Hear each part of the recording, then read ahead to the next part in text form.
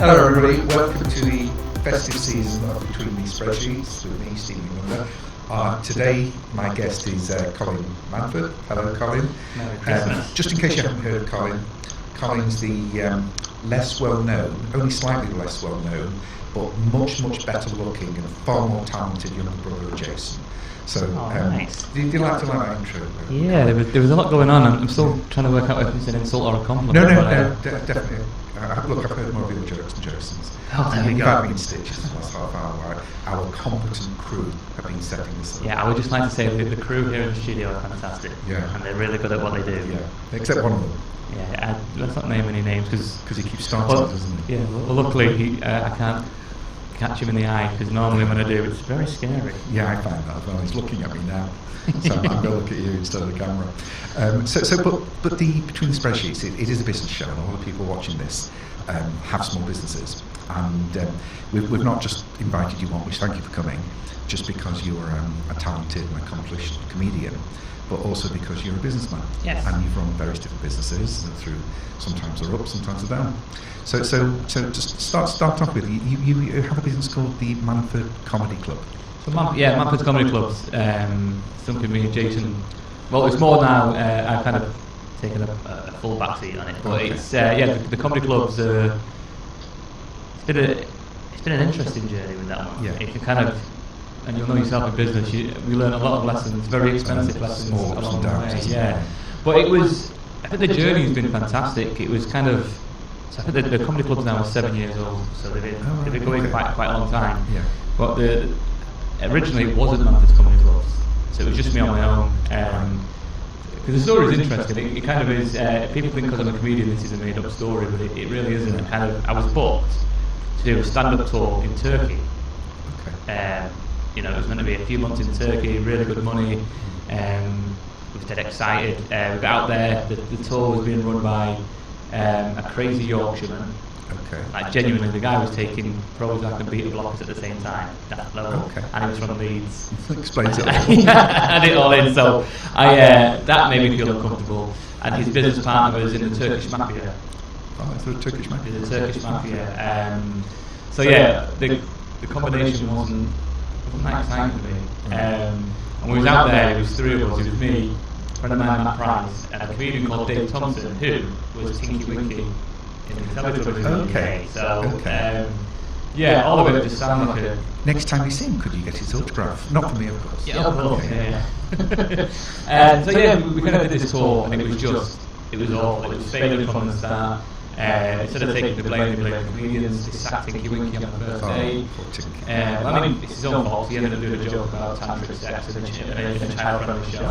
So, good luck explaining that to Mummy and Daddy, what's tantric sex? Yeah. I remember having you explain that one. The tantric one. Yeah, but that was to my dad.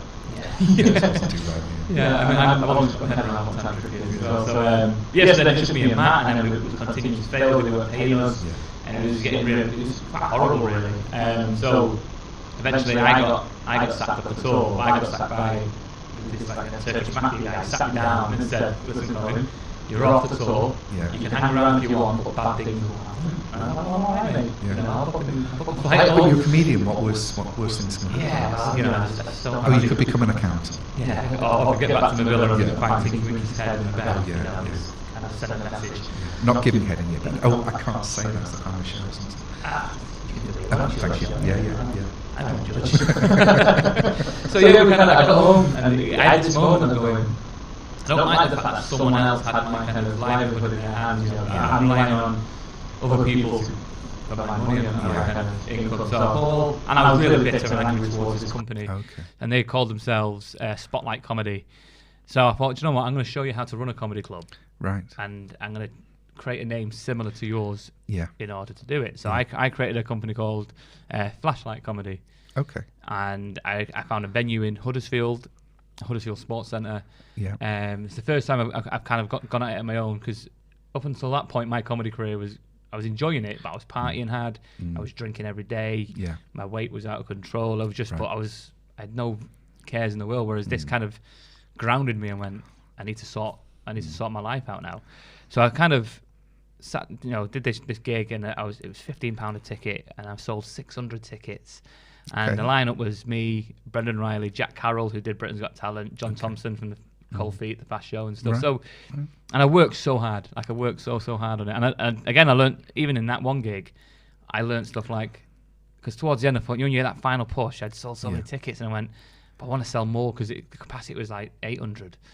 And I did a deal with Voucher. It was Voucher or a Groupon, one of the two budgets. I remember when you were doing the city show. What's it called? What was that show called? These Charming Fans. These Charming Fans. You had a lady on that, and she worked. She did some gigs with Voucher, so it's probably that's right. Voucher, So it was. So I learned a valuable lesson. One, not to kind of work with them because he devalues your product. Yeah. But also, the people who bought tickets full price complained. Said, well, why should we support you full price if a week before we know you're going to 2-for-1 it? So again, it's all about lessons. So the gig went ahead, and it was fantastic. It couldn't have gone better. Off the back of it, I had 3 more venues come forward. Right. Like Matlock, Didsbury, Manchester, one in the city centre, and Deansgate. And so I got to work on them ones. I booked the acts, I got the marketing out there, and that's when Jason kind of noticed me working hard, because he knows I was a dosser, and I was just getting by, and he wanted to do something similar. He wanted to give back to the industry that's given him so much, you know. And he sat down with me and he said, well, I want to do this as well, so you're working hard, and I kind of see the value you can bring. So we kind of rebranded to Manfords Comedy Clubs, and then we just hit the ground running, and it was, before you knew it, we had 15 clubs. Wow. And then we were branching out constantly. But so that was kind of how it all began. So is it fair to say that you were muscled out by the Turkish mafia, and you were taken over by the Manford mafia? Exactly.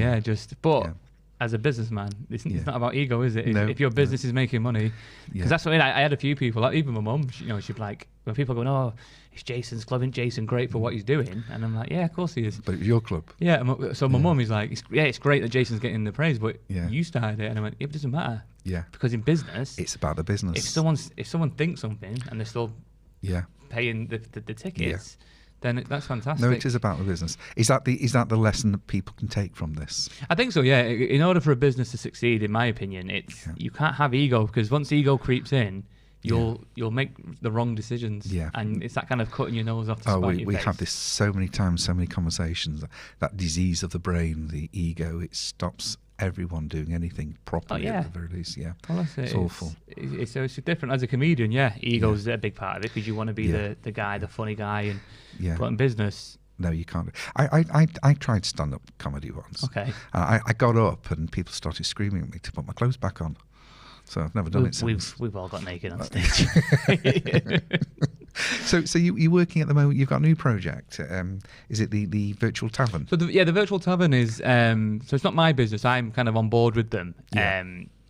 And I'm sure, I mean, you know Lorraine and Neil now. Yeah. So Lorraine and Neil... They film from here, I want you all to know. Yeah, so nice little cheeky plug. Yeah. And I'm sure they'll come on your show. Yeah. But I think the Virtual Tavern is an interesting one, and you'll have a great time talking to Lorraine and Neil about it when they come on the show, because their passion for what they do is fantastic. And again, that's another good business quality to have, is if you're not passionate about what you do, then why are you doing it? You won't do it to the best of your ability. Well, I think especially in this business, because I don't think people realise, since I've dabbled in it, I mean, I'm nothing like you do, but since I've been in front of the camera, you don't realise the stress that you're under constantly, and I'm only doing it like that much. No, you told me not to do that. I know that, but but we're only doing it that way.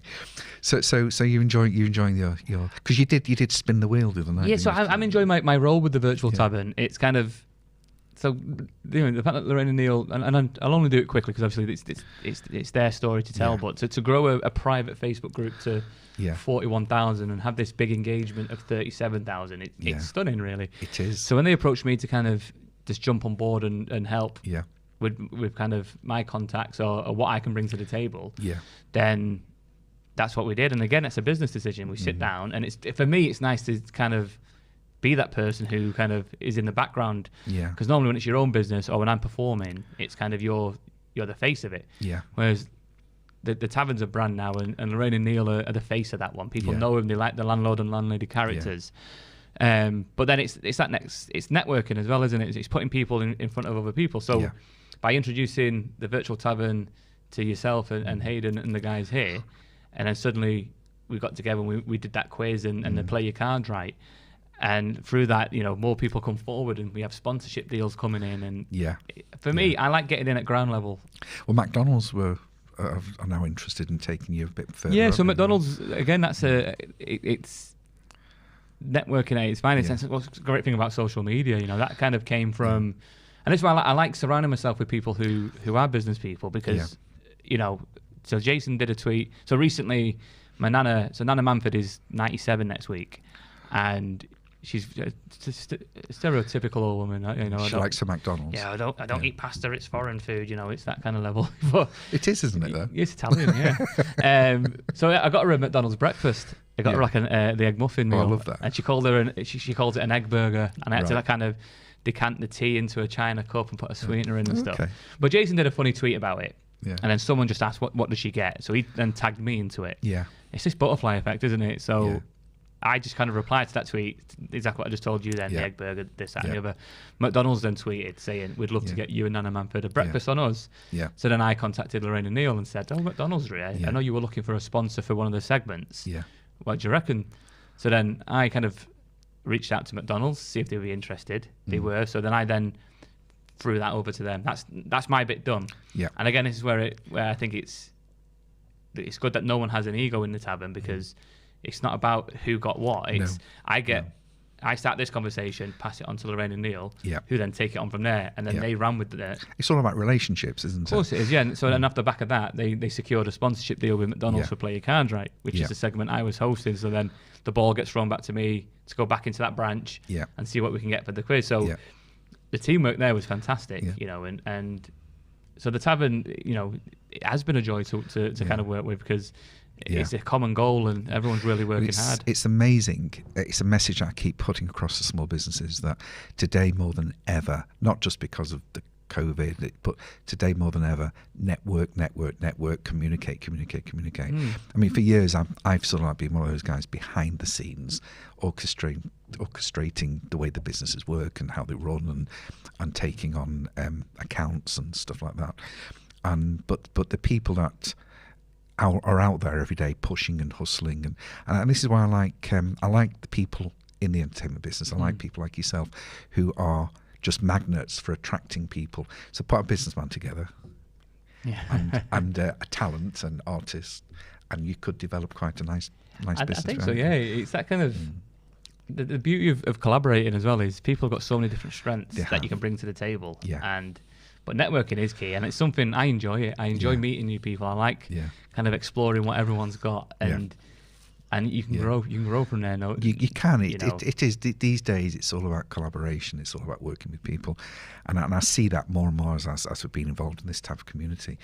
I mean, even the other day, you did the Virtual Tavern, and I think Lorraine shouted out about Accounts Direct, and a couple of people in the audience have come back and said, you know what, we could do with an accountant. And so it works for everybody. It's just if people know what's out there, really. It's that one. That was just one little shout on a virtual quiz, and it's if that got two people, then if we did a dedicated kind of segment, and that's the idea of, because I think especially with marketing and selling, it's not about the hard sell. It's kind of let's have a laugh. Let's have, because I look at like good social media pages.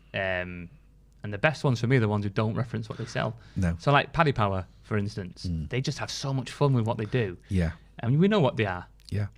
But they don't have to what are they? Are they gamblers or something? Yeah. They're bookmakers, but they're not constantly going, we've got this bet and we've got this, and the other. It's just, they take opportunities and they create such great content. And so while you're there, you're going, okay, well, while we're here, I'll have a look around. Their own brand. Yeah. And that's what people buy into. It's brand awareness. But just on another note, that's something that a lot of people... things go wrong. If life is ups and downs. 1 minute you've got a few quid in the bank, the next minute you're scrabbling to put food on the table. And I think a lot of people a lot of small businesses, they give up too easily, or they don't adapt, or they don't brand themselves properly. But in your profession, 1 minute you can be a multimillionaire TV celebrity, and the next you're forgotten, and no one remembers what you look like. You know, and but you keep going. You've been up there, you've been down, you're working your way back up. Yeah. But nothing's beneath you, is it? Well, no, I think it again. You know, it's that ego thing again. It's kind of, if you think you're too good to do something, why do you think that? Because in comedy, especially, there's a top 2%. And that is the likes of Jason and John Bishop and Michael McIntyre. And that's not an overnight thing. No. Anyone who thinks they've just wanted to be a comedian and now they're doing an arena tour, do you know what it takes to get to that level? I can imagine. It's phenomenal. I've seen Jason from when he started when he was 17, you know, and he's, what was he now, 39? So he's grafted so hard. Or he's slept with all the right people. Or that, you know. It's either or. Yeah, that's a chore, isn't it? No, I know that people think A Can't Star Act is an overnight success, but it is. But it took 30 years together. Yeah, it's a long night. Yeah. So what we really all want to know is, give me some amazing faux pas. What's the biggest insult you've ever given? What's died on stage? My insult? Oh, do you know what? Because it's a weird one, really. Because you're good at that. When I'm on stage, horrible to people. Yeah. When I'm on stage, though, like my material is filthy and it's definitely not family friendly. Yeah. But I have this kind of boy next door charm, and I'm up there. Yeah. So it's almost. Well, like, I want to mother you now. Yeah. So I'm almost forgiven for the filth that comes out of my mouth. But also, when people heckle and stuff, the last thing I want to do is actually insult people. I have ways of dealing with people. Yeah. But there's been times in my stand-up career where I've had a glass thrown at me on stage in Leeds as well. I've got was there anything in it? Well, no, actually missed, to be fair. But that was, and personally that was, and it was a nasty put down. I know it was, but there was nothing getting through to this woman. Yeah, you know, and so I kind of I crossed over a line that I shouldn't have crossed, but it got the job done. I'm looking forward to hearing this. Yeah, and it's so out of character for me. So it was. At a time, and it was at a Tiger nightclub for a start. Okay. And I walked in, there's a poster on the wall that says 5 Jaeger bombs for a $5. And you're like, well, I know what night this is going to be. And I'm closing the show. Yeah. Now, normally, unless I'm gigging somewhere else, if I'm closing the show, I still get there for the beginning. Because I want to watch the other acts. I want to see what banter's happened. Just so I don't repeat any. And just see what's going on. But for whatever reason, this one night, I got there just in time for my own bit. And I knew it was going to be a bad one, because when I got in, the middle act was walking out, and he just tapped me on the chest and just went, good luck. Okay. I thought, right, okay. And then the compare wasn't great. He kind of just started talking while everyone else was still talking, and then just brought me on. But the first 3 rows was a hen party, and they were just, and there must have been 400 people in this room. But 3 rows of this hen party were just taken over, and they were just heckling and shouting, and it was awful. And I was putting them down. I didn't do any jokes. It was just firefighting constantly. Yeah. And so most of them shut up, apart from just this one woman, and she was nasty. She was just. So what? How were you rude? It's just something I want to. If I can learn from you of how to be rude to people. Yeah. No. To be honest with you, I do regret what I said. Yeah. What did you say? So I just looked at her in the eye, and just said to her, you're the reason. Yeah. Domestic abuse is okay. Okay. Yeah. And it's not. It's a nasty thing to say. I know it is. But it shut her up. I've said worse. Yeah, but do you know what? It kind of. I don't feel comfortable saying that. Right. And I just said, so you just basically kind of out of desperation. I thought, well, I need the shock factor here. Yeah. And she was quiet. And then about a minute later, she picked up a glass and she threw it at me. Oh, lovely. Yeah, and it missed and stuff. And it got to I had 1 minute to go, and 2 of her mates started chanting like off, and no one joined in, because I knew I had the crowd. The crowd were annoyed with this hen party, and I looked at them, I knew I'd won. I said, I see what you tried to do there, ladies, but here's how it should have sounded. And I said to the room, I kind of said, are you all annoyed with these people as much as me? And should we deal with this together? And it was there's just a massive shut up to these guys, and the whole room screamed it. And luckily it was a backs gig. It wasn't cash on the night, so I just got my coat on. My cousin drove me that night. I was like, start the car. I need to get out of here. But But that's it. I mean, I mentioned somebody once, some yobs I saw, and I mentioned that I believe in retrospective abortions for up to 18 years. Right. You know, it didn't go down well. No, it did. But you say these things, don't you? So before we sign off, have you got any good dad jokes? Well, I've been doing Christmas cracker jokes. You've been doing your advent calendars, haven't you? Obviously none of mine. I'll put that out there now. Yeah. So like this morning, this morning's joke was, Mary and Joseph. Yeah. They had a stable relationship. Yes. Yeah. It's a good one. I like that. How did Mary and Joseph know Jesus weighed 7 pounds 3 ounces? Go on. They had a weigh in a manger. Look! I want to reshow my. Yeah. Oh, we'll do the rule of 3. Well, actually, this is Coca-Cola, isn't it? It wasn't really. He's green originally. Yeah. There we go. Christmas knowledge. Yeah. Coca-Cola. Hey, there you go. And that's a good business. A nice Jewish boy knows a lot about Christmas. There we go. Yeah. Well, you've heard of Father Christmas. So you've got Father Hanukkah. He supplies Father Christmas. There we go. Sorry. Goes full circle, doesn't it? Does. So if Colin is available for gigs, bar mitzvahs, weddings, all sorts of things, he's great on a pub night, and do look up his advent calendar. Do come and watch him on Virtual Tavern. Do just look him up online. There's a lot more going on than you I'll think. show up in my garden. Doesn't matter. Yeah, he will. He'll show for your garden. He'll do a bit of mowing. But his details are coming up below. So if you want to contact Colin, feel free to contact direct. And if you feel too shy to contact Colin, contact me and I'll put you in touch. But thank you very much for joining us, Colin. You did babble on a bit, but it's been great. That's just what I do. And we'll maybe have you on again, and appreciate we'll that. have a bit of fun. But thank you everybody for joining me, and have a Merry Christmas. Thank you.